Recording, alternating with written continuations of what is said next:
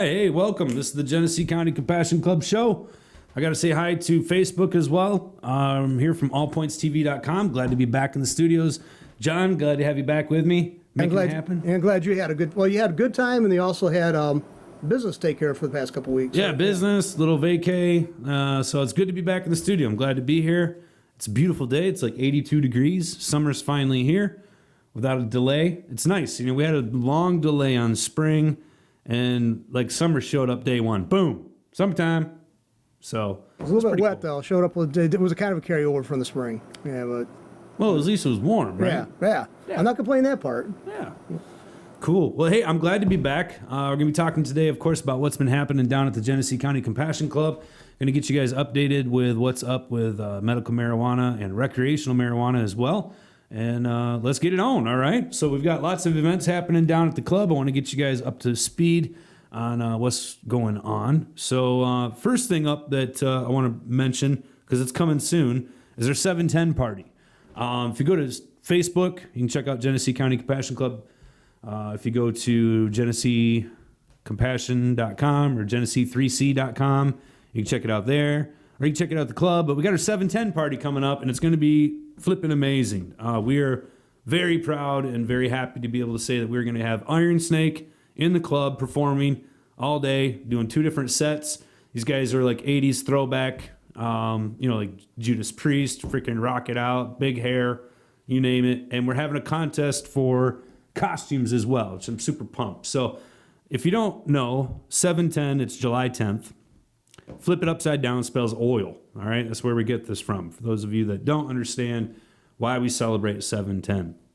Of course, this is a ode to concentrates, because we love our concentrates. And that's oftentimes what we refer to them as is oil. So at any rate, we're having our 710 Cup. That's going to be a big event as well. We're having best overall, best THC, or excuse me, not best THC, highest THC and highest CBD. So we got best overall and then the highest in both of those categories, 3 different entries.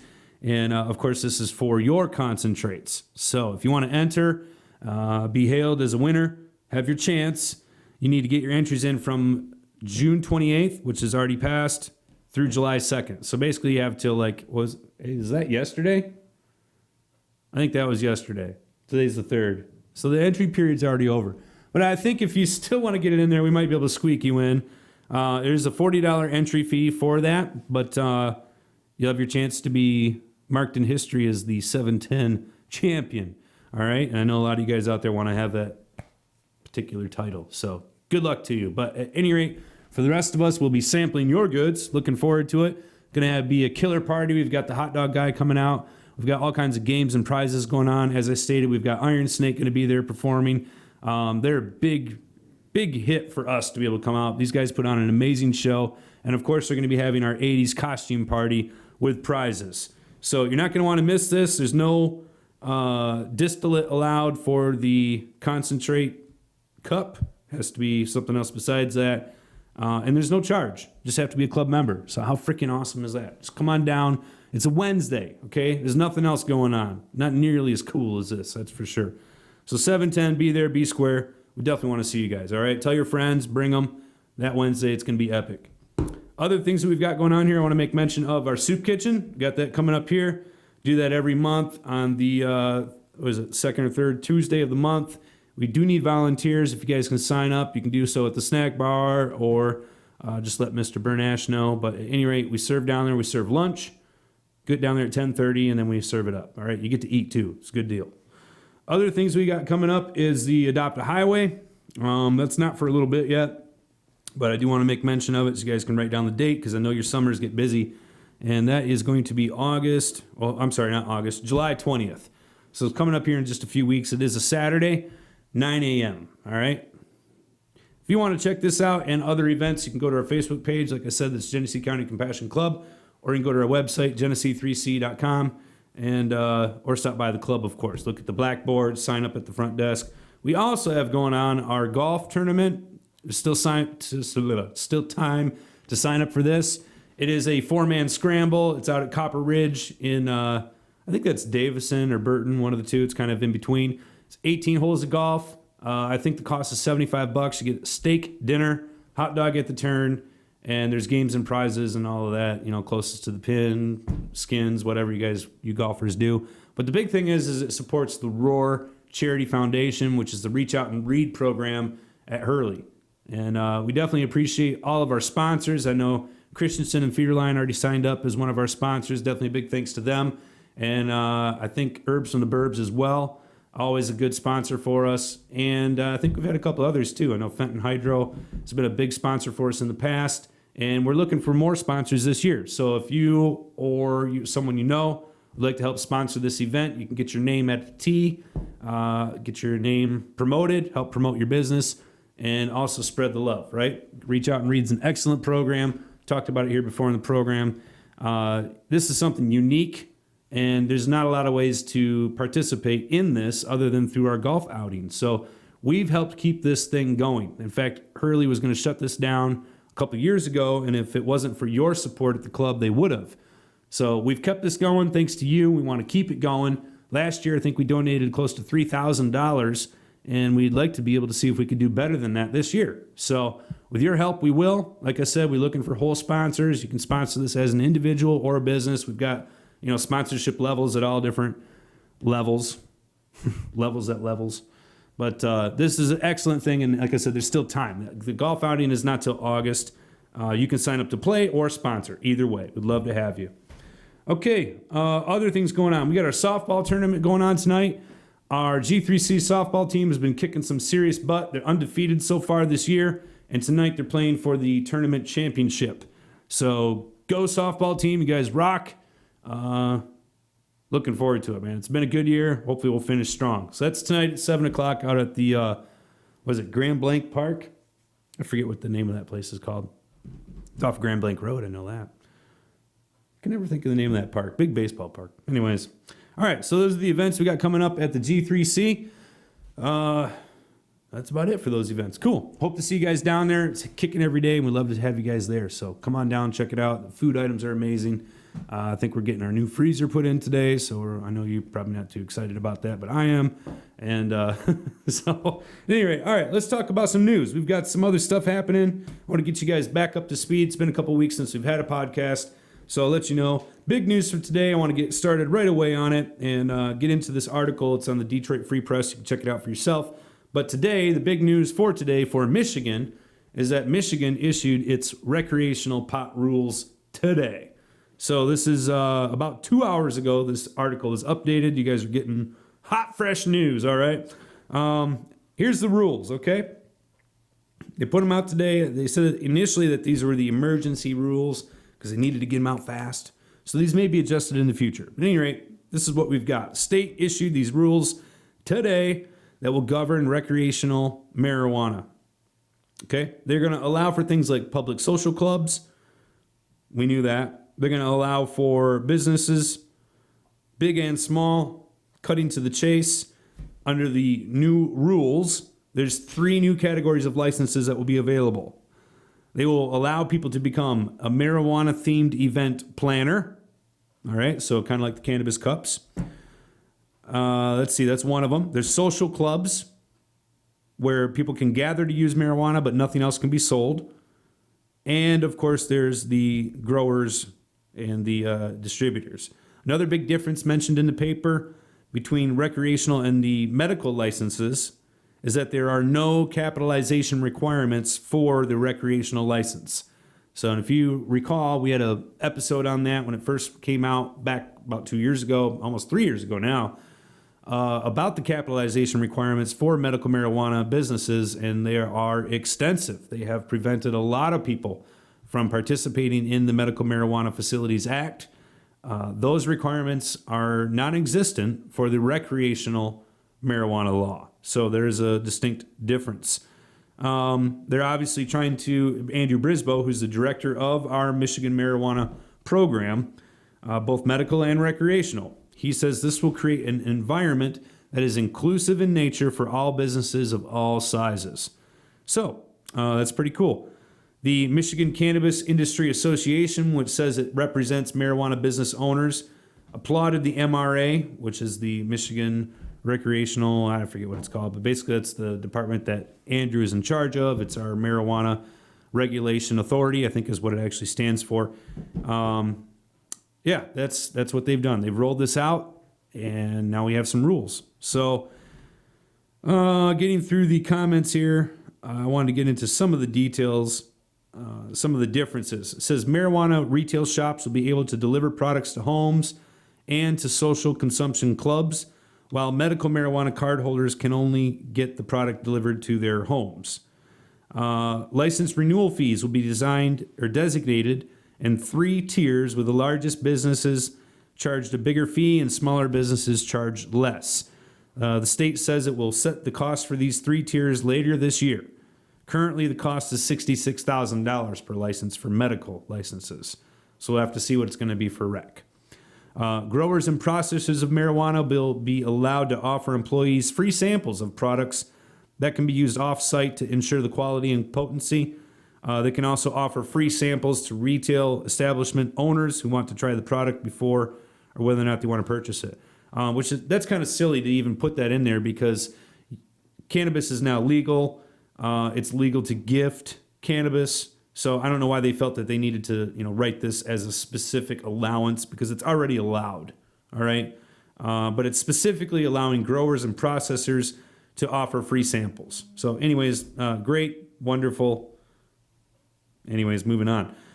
Next thing they're going to have, potency guidelines for recreational marijuana will be set at a future date. They will most likely be lower than the 50 milligram per dose that is allowed for medical marijuana, such as gummies and mints. So they're going to have potency guidelines for rec that's coming. They're going to have fees, of course, for these licenses, the amount of the fees that's still coming. They are not having capitalization requirements for the licenses. They have, part of the plan is to have the micro licenses, which we can get into that in just a second. Let's see here. First licenses for legal grow, processing, testing, transport, and retail shops are expected to be awarded by the end of the year.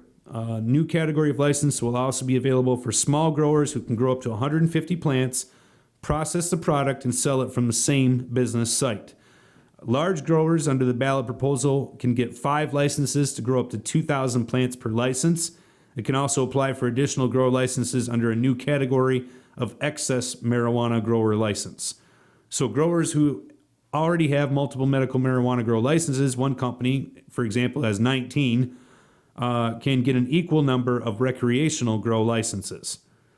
So the state has 90 days to review apps and award or deny. It says here it will not take as long, because for the first year, people who have licenses are the businesses that have already gone through the background. So essentially the first year, all of the people who already have Medical Facilities Act licenses will be first in line for the rec licenses. It says here the 4-month lag time between issuing rules and accepting applications is meant to give cities, villages, and townships time to decide whether or not they want to allow businesses in their communities. If a municipality does not have an ordinance in place that prohibits such businesses, the MRA is obligated to give a license to a qualified business that applies for a marijuana business license. It says currently 506 communities have said that they don't want marijuana businesses in their towns. So that's cities, townships, so on and so forth. Some of these towns have said they wanted to wait until the state came out with full rules before making a final determination. And then it goes on to talk about some general information here. But those are the rules in a nutshell. Other rules, like more simpler asked questions, I guess, like how many plants can you grow? How much can you possess? Those things are already established in the law itself. So when you guys voted back in November, you already passed the rules for that in a sense. So you're allowed to possess up to 2.5 ounces on the street. I think at home you can have up to 8 ounces. You can grow 12 plants at your own residence. The max of, I think it's 12 or 18, something like that per household. But those numbers have already been set by the law itself. And so there's not going to be new rules issued on those. The rules that they're talking about here are for who gets to buy and sell, who gets to grow on a commercial level, what a social club is, how that works, so on and so forth. And I think that obviously there's probably going to be some questions in regards to, does that affect the Genesee County Compassion Club? My answer to that off the top of my head right here is no, it does not. We are a medical marijuana facility. We've been operating long before the Medical Marijuana Facilities Act. And we operate under the 2008 law that was passed originally. So our guidelines are different. We're set up differently. We operate differently.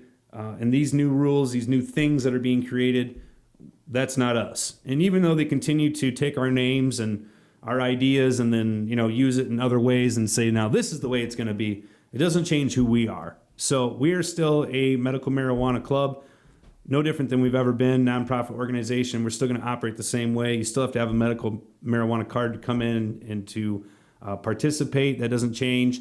So when you hear rules for, recreational social clubs, that's not what we are. We're not a recreational facility. So I hope that answers your question in a nutshell. And it'll be interesting to see how these new businesses operate. One of the social club things is they cannot sell anything else. So I don't know if that means they can't sell like a t-shirt or rolling papers, or if they just can't sell anything. I don't really know. I'm not really too worried about it because that's not what we are and that's not what we're trying to be. But at any rate, at least it allows for this to happen. There's going to be places where people who are going to want to use their cannabis recreationally in a public setting, but still under a private terms, I guess, if you will, like a social club. And, there's lots of places where you're not allowed to smoke in your home. Government housing or maybe your landlord requires it, and they already have a no smoking policy. There's lots of places where people may not feel comfortable using their cannabis in their home. Maybe they've got a family and they want to be able to go somewhere and relax in a more private setting, one that's more adult oriented. Whatever the case may be, there's going to be reasons for people wanting to consume their cannabis in a, I guess, friendly setting, if you will, and do so in a legal manner as well. And so I'm glad that this exists. I'm glad that they're allowing this. And, also the event thing.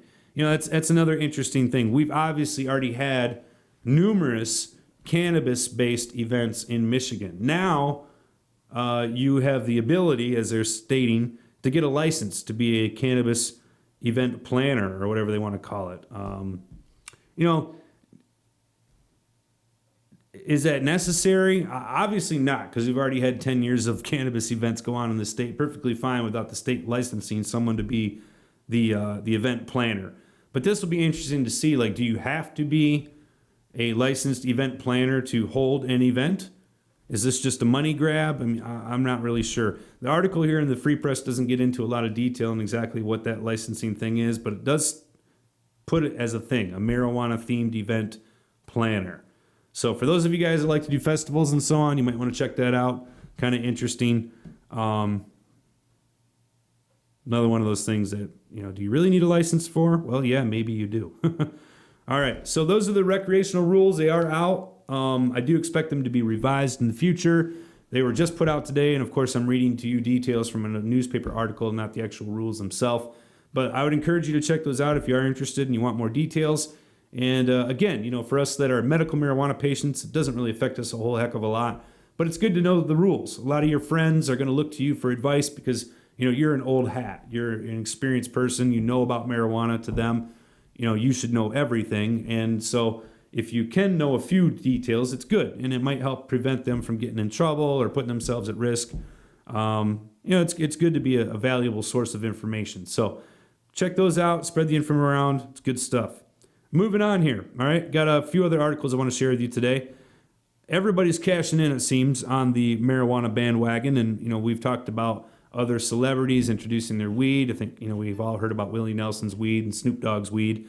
But this person is the latest celebrity to go weed, and it's Jim Belushi. Obviously, he's using the Blues Brothers brand and trying to build what he says a serious company. He's 65 years old. I did not know that. But he says he's a weed farmer, and he's looking to get in on the business. But at any rate, it says here, let me try to find this for you here. He says a key test of his growth strategy will be getting into stores in his home state of Illinois when recreational marijuana goes legal next year. He says Illinois is going to be a huge market, and he says he grew up in Wheaton, I guess that's in Illinois, but lived in Los Angeles for a couple of decades, and he says he wants to be on the shelves come January 1st. So There you go. I just thought I'd share that with you. I know a lot of you guys are Blues Brother fans. Jim Belushi, obviously a great comic, getting in on the business and trying to do business in Illinois. So. I heard something too. I saw something rather about Mike Tyson opened up a 300 acre. Yep, he's another one that's put his money into cannabis and is going hardcore. We've got a couple other athletes here from Michigan, Calvin Johnson. I think there was a few other football players as well. Same thing. I mean, they see the opportunity, and they're putting their money in, and they're going hard, trying to build a cannabis business. So, and this is interesting. I was actually talking with some other folks about this. Obviously, right now, I mean, when you pull up cannabis or marijuana on Google, the first thing you see is, stuff about investing. It's all about the business. It's all about, the next wave of this economy that this product is essentially bringing to the United States. And we've got people at all levels trying to jump in. We've got celebrities like Jim Belushi. We've got little people like myself who are just out there digging in the dirt. You've got the armchair investor, doing his thing and so on. And I don't have a crystal ball. I can't tell you what things are going to look like in the future, other than to say that I would suggest being careful. And here's a good example of why. All right, Canopy Growth. You've heard me report on them before. They're a large company based in Canada. They are a part of another large company, which you know as Corona. Okay, so this is big money. Their stock was doing very well. It grew like 300% in a 12-month period. So if you're an investor, if you're good at math, and you put the numbers to that, you could have made a lot of money just by buying some of their stock. But at any rate, their stock took a tumble, and that's how these things kind of go. And a lot of times, if you understand markets and so on, they're not directly linked to performance. Sometimes they are, sometimes they aren't.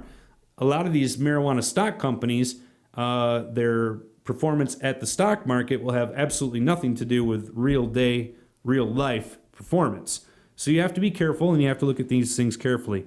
This article here is, again, it's about the Canopy Growth, their stock. It says it rallied back from early losses the same day that the company Bruce Linton said they would no longer serve as CEO. Mark Zekulin, I'm not sure how you say his name, served as the other CEO with Linton. He'll remain in his position, blah, blah, blah, blah, blah. The board decided today that his turn is over, said Linton.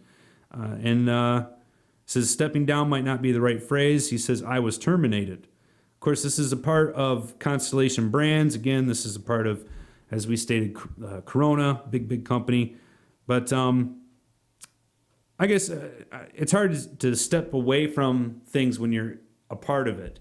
And stepping away from this, I guess if we said, all right, looking into the future, this is going to look something like the internet stock bubble that we had almost 20 years ago, where you had just an explosive amount of growth. A lot of people made a lot of money, and then a lot of people lost a lot of money. So I would just say take caution, look at these companies carefully. Don't get caught up in the media releases that they like to do. You want to look at more like performance-based numbers, market share, things like this that can help you. But that's about it for my stock tips. I don't want to get too in depth. And honestly, it's gambling. All right, it's just educated gambling. So when your friends at the parties on the 4th tomorrow are asking you, hey, what should I invest in? Maybe they should invest in, I don't know, wheat or corn. It might be safer.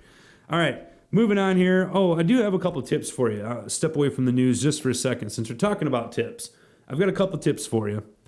First one is, if you haven't noticed, the cotton trees are blowing. All right, so if you haven't gone outside and hosed down your condenser, now's the day to do it. Okay, it's getting hot out. They're going to be working hard. And if it's clogged with those cotton things from the trees, your condenser will puke on you. Okay, it's not going to work. And this goes for everybody, not just us growers. All right, that's my tip for today. Get out there and do that. The other tip that I have is watch out for powdery mildew. Obviously, with all the rain we've had for the last 6 weeks, we've had an increased level of humidity here. It's just been going on for quite some time. And things like powdery mildew and other pestilence, if you will, they are going to be cropping up. So now's the time to be extra cautious. Get out the safer soap, whatever it is, your Prithian, your neem oil, all that good stuff, and start doing some preventative maintenance. Keep the crap away. All right? All right, other news I wanted to share with you today. Idaho Idaho. One of the last states that doesn't have medical marijuana. Looks like they are finally jumping onto the bandwagon. And let me pull this up here for you. But it looks like they're going to be, if I can find the doggone thing, entering into medical marijuana.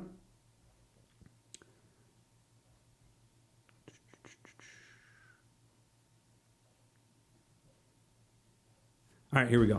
It says backers of a medical marijuana initiative have now submitted the required 20 valid signatures to the Idaho Secretary of State's office, and the initiative has been referred to the Idaho Attorney General's office for review. The Secretary of State confirmed Wednesday an initial filing last week was 3 valid signatures short. They said they provided the additional signatures that day, the attorney for the group, so they didn't have to redo everything, blah, blah, blah, blah, blah. The Attorney General's certificate of review is due.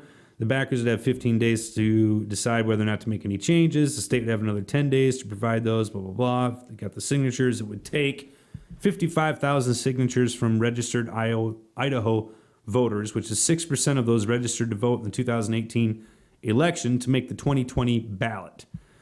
So obviously they're trying to get something on the ballot for medical marijuana. The initiative would decriminalize, under state law, the possession up to 4 ounces of marijuana for registered patients with a specific debilitating medical condition, from cancer to chronic pain.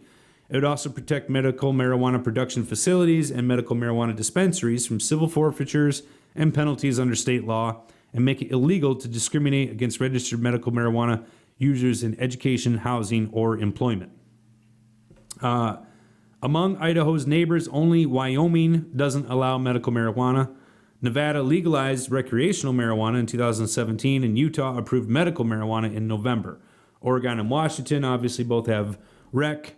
Montana has legal medical marijuana, and 33 other states and the District of Columbia now allow legal marijuana in some form. So it appears Idaho is in the minority on this, and it's not their legislature getting things done. It's still lawyers, small interest groups, grassroots people out there pushing the issue, asking for relief in a more holistic, natural manner. And, we take it for granted. In Michigan, we've had it so good for so long.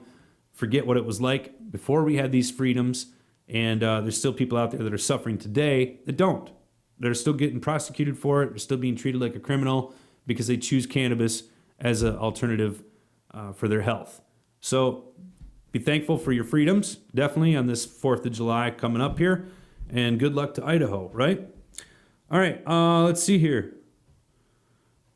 I've got, one more state, Texas. Let me pull this up here for you.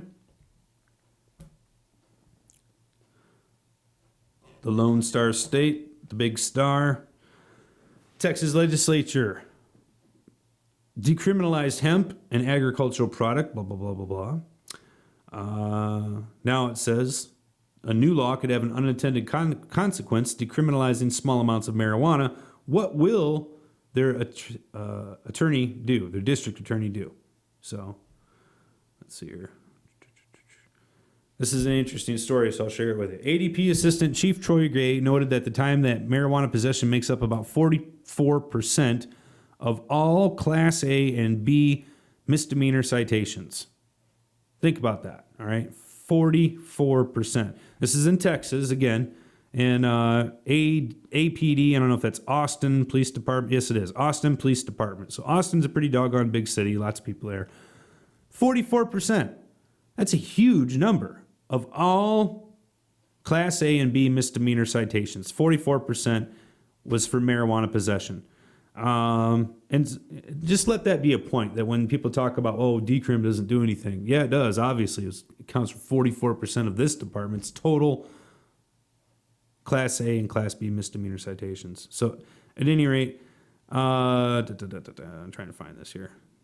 Because they have passed this law here, it says someone faces a Class B misdemeanor punishable by 180 days in jail, up to $2,000 fine if they're caught with 2 ounces of pot per state law.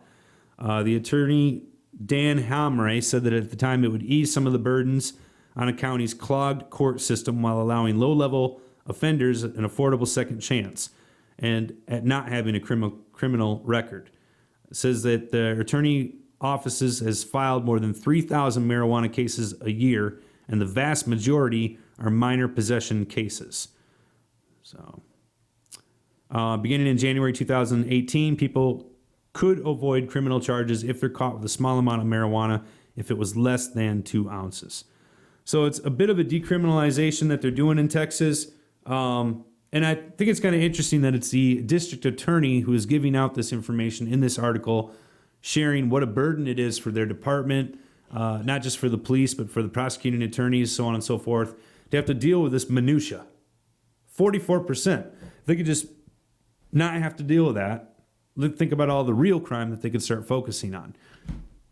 We started with that years ago back here in Michigan, decriminalizing, eventually went on to a legalized thing. But it is proof that these things are effective and that they are needed.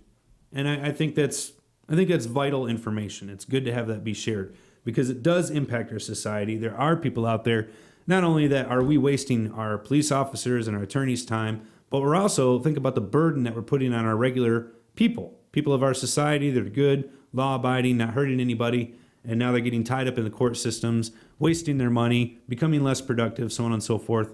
They can alleviate that problem. So we've done that in Michigan. So kudos to us. Kudos to Texas for trying to get it done. Hopefully more states will jump on the bandwagon. And like I stated just a minute ago, 33 states. So that's a pretty good majority that some type of medical marijuana or marijuana in general, recreational, maybe decrim, whatever. Some states have some sort of policy in place for that. A lot of them need improvement, that's for sure. So don't let that be unnoticed. But at any rate, that's definitely a strong move forward. It's definitely a reason to celebrate freedom tomorrow. And I hope you guys do. Go out and enjoy the wonderful country that we have for what it is. Share it with your family and enjoy it. A lot of other places are not nearly as nice as this place here that we live in. So just be thankful. It's a great thing. And I hope everybody can enjoy this weekend. I hope everybody enjoys the 4th and truly enjoys your independence, no matter what the cost. All right? John, thanks for being with me here in the studio. I definitely appreciate this week. Being back in the studio is good. It's definitely nice to be warm outside and enjoy it, man. I hope people are getting out there and enjoying their summers. Hopefully it'll stop raining quite so often, but at any rate, it is what it is. All right, guys, thanks for joining me this week. Please come down to the Genesee County Compassion Club when you can. We'd love to see you. It's always good times there. And join us on the 710 party because it's going to be amazing. All right? Thanks for joining me here on the podcast. Catch you later on the Genesee County Compassion Club show. See you.